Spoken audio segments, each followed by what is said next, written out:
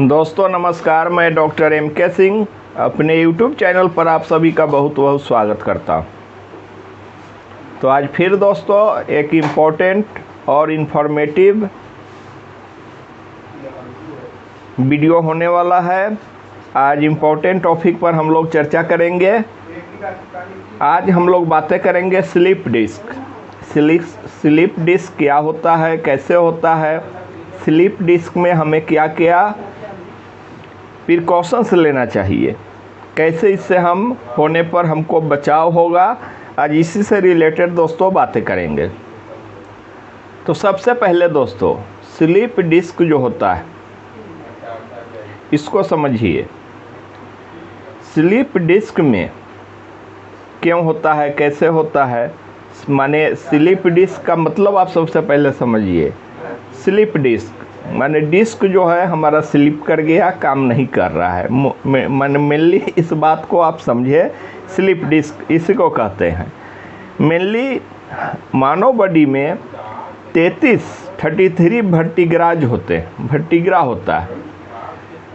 33 वर्टिग्रा में फिर स्पाइनल के साथ छोटे छोटे डिस्क होते हैं जो एक दूसरे से लिंक्ड रहते हैं, और उसी से जैसे हम चलते हैं तो मूवमेंट करता है। तो छोटा छोटा डिस्क और ये रहता है दोस्तों। साथ में 7 जो है, 7 गर्दन के यहाँ से यहाँ तक फिर अलग से डिस्क होता है, फिर 12 डिस्क होते हैं, फिर लंबर में 5.4 होते हैं। ते सारे आपस में डिस्कनेक्ट रहते हैं, एक दूसरे से जुड़ा हुआ रहता है। उसके बाद आपका यहाँ से नीचे बैकेट से लेकर के नीचे तरफ सियाटिक नर्व्स होता है। तो मेनली स्लीप डिस्क में नर्व से रिलेटेड समस्याएं हो जाता है। नर्व से रिलेटेड समस्याएं होने के कारण स्लीप डिस्क होता है। अब इसमें आप मेनली समझिए दोस्तों, L4 L5 जो होता है इसमें कई कारण होने का है। या तो आपका वेट बहुत ज़्यादा है तो उस कंडीशन में भी संभावना है, या तो वेट कम है तो आप अपने सर पर, या आप ज़्यादा वेट, अपने वेट से भी ज़्यादा वेट आप उठाते, तो इस कंडीशन में भी स्लीप डिस्क होने की संभावनाएं बढ़ जाती है।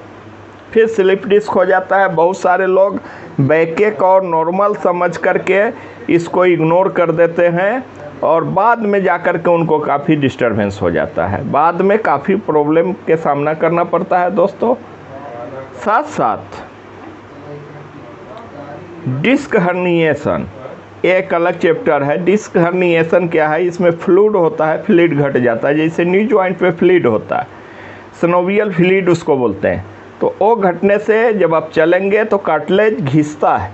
कार्टिलेज जब घिसेगा तो खटखट खटखट की आवाज़ आएगा और सिनोवियल फ्लूइड सूख जाता है। तो फिर चलने फिरने परेशानी अक्सर ओल्ड एज में होता है, 40-50 के बाद यह शुरू हो जाता है। तो आज यही स्लीप डिस्क का मेनली यही सब कारण है होने का दोस्तों। इसी वजह से स्लीप डिस्क होता है। अब स्लीप डिस्क होने के बाद हम कौन कौन सा होम्योपैथी मेडिसिन ले जो हमारा स्लीप डिस्क ठीक हो जाएगा, और होता भी है। इससे काफ़ी कारगर दवा है होम्योपैथी में स्लीप डिस्क के लिए दोस्तों। तो अब इसका सिम्टम्स क्या आएगा दोस्तों, तो जब आपका पैर जो है उसमें लमनेस आएगा, झुनपन आएगा, सुनपन आएगा, हो सकता है सुन हो जाए, फिर चलने में आपको परेशानी हो, बारंबार लमनेस और सुनपन की संभावना हो जाए, तो स्लीप डिस्क कहीं ना कहीं आपका प्रॉब्लम क्रिएट कर रहा है। नेक्स्ट है दोस्तों बैकएक की समस्या यदि हो रहा हो, बैकएक में काफ़ी पेन कर रहा हो और चलने फिरने में दिक्कत हो, तो ये सारा ही कंडीशन स्लीप डिस्क में होता है। उसके कारण आपको सीवियर पेन हो सकता है, सीवियर पेन करेगा, फिर अनबेरेबल पेन हो जाएगा, फिर आप उसको बर्दाश्त नहीं कर पाएंगे। तो मेनली स्लीप डिस्क का अब इसमें प्रिकॉशन हमें क्या क्या दोस्तों लेना चाहिए। तो सबसे पहला प्रिकॉशन है कभी भी आप यदि सोए हुए हैं, आपको उठना है तो डायरेक्ट नहीं उठे, आप करवट लेकर के धीरे धीरे करवट से आप उठे और तब मूवमेंट करें। दोस्तों बहुत सारे लोग सोए हुए हैं हटाक से उठ जाते हैं, तो उस कंडीशन में दिक्कत होगा। नेक्स्ट दोस्तों, यदि आप मोटा गद्दा पर सो रहे हो तो उसको आप इग्नोर करें और हार्ड पर सोएं जिसमें गद्दापन नहीं हो, तो उस कंडीशन में आपको ये काफ़ी लाभप्रद होगा। नेक्स्ट पॉइंट है दोस्तों, कोई भी जब स्लिप डिस्क आपको हो गया हो तो ज़्यादा मूवमेंट ना करे, ज़्यादा वजन नहीं उठाए, काम नहीं करे, थोड़ा रेस्ट में रहना पड़ेगा। साथ साथ यदि सीवियर कंडीशन है तो उस कंडीशन में आप फिजियोथेरेपी ले सकते हैं। फिजियोथेरेपी इस कंडीशन में काफ़ी सपोर्ट करता है। तो अब चलिए दोस्तों, इस कंडीशन में हमें किन किन होम्योपैथी मेडिसिन लेना चाहिए और उससे हमको, तो सबसे पहला मेडिसिन दोस्तों है, आप सभी जानते हैं, ये इसके लिए अर्निका काफ़ी अच्छा मेडिसिन। अर्निका या तो लिगामेंट टियर हो गया हो, या कभी इंजूरी हो गया हो, इंजर्ड आप हो गए हो, या सर्कुलेशन आपका सही नहीं हो, ब्लड सर्कुलेटरी आपका सही नहीं हो, तो उस कंडीशन में arnica one of the best medicine है। अर्निका 200 पोटेंसी में 2 ड्रॉप्स एक बार ले सुबह सुबह। नेक्स्ट मेडिसिन है दोस्तों हाइपेरिकम। हाइपेरिकम काफ़ी अच्छा मेडिसिन है स्लिप डिस्क के लिए। तो हाइपेरिकम 200 में, इसको भी एक, यदि ज़्यादा सीवियर है तो फिर 2 बार ले सकते हैं, नहीं तो इसको भी 2 ड्रॉप्स ओ लेइए और निकालिए, 2 ड्रॉप्स इसको सेकेंड टाइम में आप हाइपेरिकम ले। नेक्स्ट मेडिसिन है दोस्तों, यदि आपका बैक एक बहुत डिस्टर्ब कर रहा है, बैक पेन बहुत ज़्यादा हो रहा है, तो इसके लिए एस्क्यूलस और गर्म सेक करने से यदि आपको आराम मिले तो उस कंडीशन में एस्क्यूलस काफ़ी सपोर्ट करेगा। बैकएक में, बैकएक के कंडीशन में तो एस्क्यूलस आप 30 पोटेंसी में 2 ड्रॉप 3 बार आप डायरेक्टली ऑन टंग ले। नेक्स्ट दोस्तों, इसके लिए काफ़ी इम्पोर्टेंट मेडिसिन है कालीफॉस। कालीफॉस आप सभी जानते हैं नर्व्स के लिए काफ़ी अच्छा मेडिसिन माना गया। तो कालीफॉस 6x में 4 गोली सुबह दोपहर शाम 3 बार लेकर के चूसे।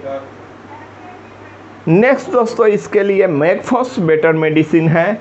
मैगफॉस भी आप बायोकेमिक में 6x पोटेंसी में, वो भी 4 गोली 3 बार आप ले सकते हैं। या स्लिप डिस्क, स्लिप हर्निएशन के लिए काफ़ी अच्छा मेडिसिन माना गया है।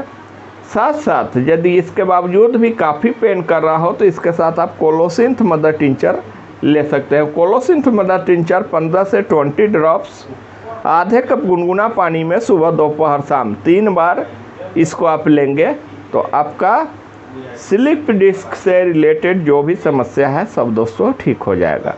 स्लिप डिस्क को आप मेजर नहीं ले, इसको ऑन टाइम आप ट्रीटमेंट ले।